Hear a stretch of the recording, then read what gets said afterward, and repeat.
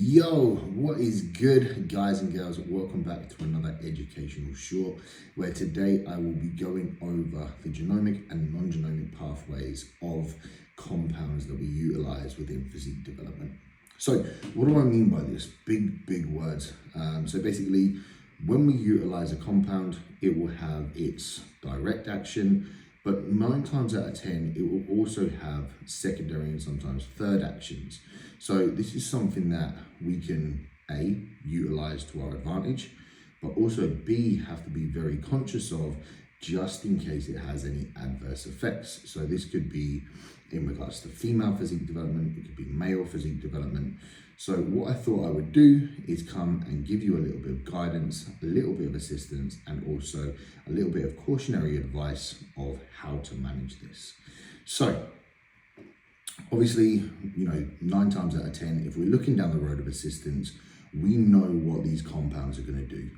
If we're looking at androgens, we're looking at increased recovery, increased performance, increased appetite. We want to get swole. That is the reason why we're going down the route of androgens. If we're looking at ancillaries, things like insulin, metformin, we're looking at things that are going to increase our insulin sensitivity, which is going to increase performance, increase growth, increase metabolic rate. Now, each one of these compounds, like I say, will have a direct action and also its indirect action. So it can also assist other compounds as well, which can work very beneficial for something like physique development.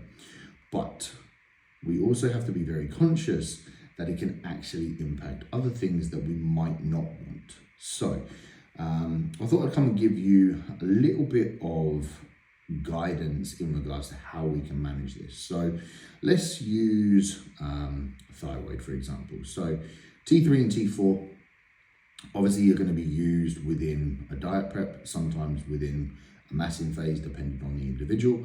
And obviously, we want to utilize that to aid and support the thyroid. So when we're in a kind of caloric deficit, thyroid is working as it does to manage metabolism, to manage the thyroid function. As we start digging deeper, the body is going to register that there is less food coming down, so it's going to downregulate. Obviously, we want to be working at optimal efficiency, so we're going to deploy something like thyroid hormone.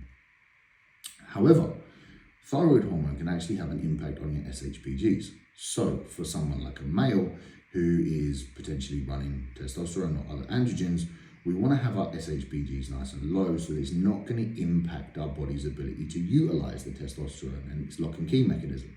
So we have our genomic and non-genomic pathway.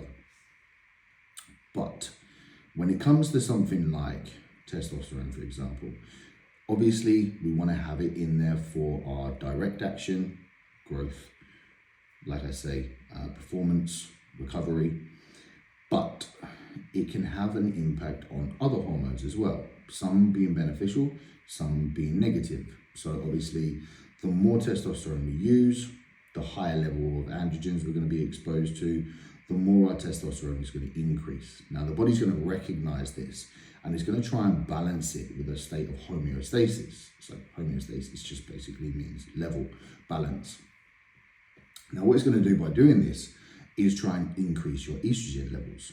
Now, this isn't a negative thing. It's not a bad thing. We seem to be in a period where estrogen is still very much demonized. Estrogen is this hormone that makes us fat when actually it's not. It works very beneficial within physique development and needs to play a part. There may be potential periods where we might want to modulate estrogen based on a look, but this is something very different and usually within a contest prep. Now, people will feel that they need to lower their estrogen. I'm not sure if this is just because it's almost seen as the female hormone, but it's not. It's just the sex hormone. Now, we want that as high as we possibly can manage, and this is very individual based. Now, there will come a point where estrogen increases to an unmanageable standard and it will create negative side effects, which obviously is not what we want. So obviously we've got our direct action and our indirect action.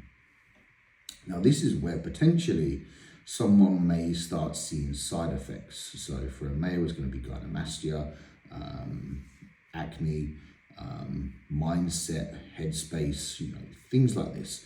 Now, the first point of call for most people would be reaching for an AI, an aromatase inhibitor. Now, that's something that we want to completely avoid, because that's going to lead down the route of more adverse side effects, of more things that we're going to have to manage, of more genomic and non-genomic kind of pathways of actions, which is something else that we have to modulate, and it's not something that we want to be diving into because it has adverse side effects. Obviously, what we do comes with risk, but we want to limit those risks as much as possible.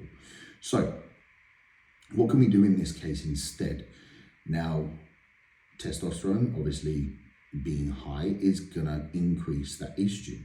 So what we can do is lower your testosterone ever so slightly and increase another compound such as a DHT derivative like primo, masterone, which is gonna help balance and modulate that estrogen. Now, this is gonna give us 1, more anabolism, 2, more recovery, more performance, but also help in regards to modulating those estrogenic side effects with less risk than if we were looking at something like an AI or an aromatase inhibitor.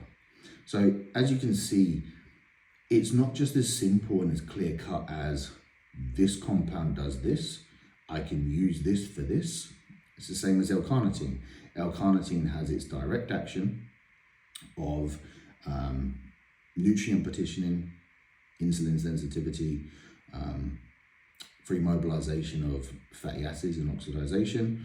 However, combine that with something like growth hormone and we get a completely different action that works on another pathway.